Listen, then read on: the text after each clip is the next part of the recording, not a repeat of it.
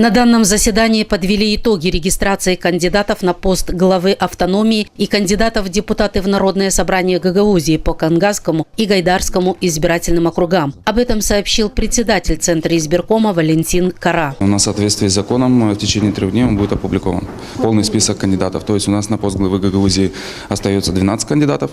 По частичным выборам Народное собрание, значит, у нас по округу номер 28 село Кангас 3 кандидата, по округу номер 22 село Гайдар 1 кандидат.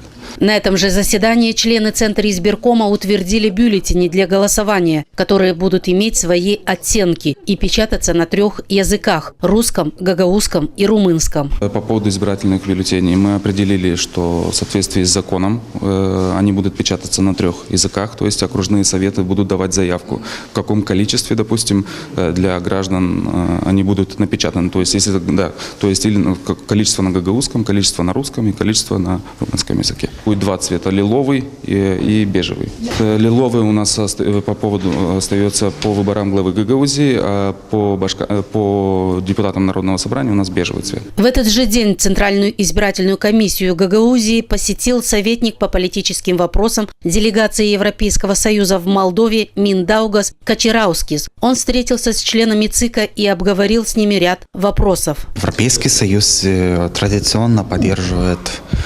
автономию Гагаузии и особенно воплощение закона о особо-правовом статусе Гагаузии.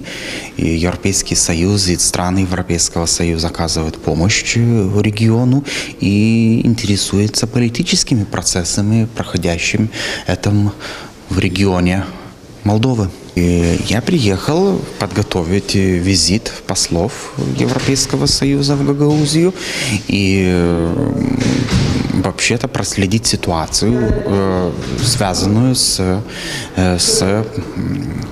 предстоящими выборами Башкана Гагаузии.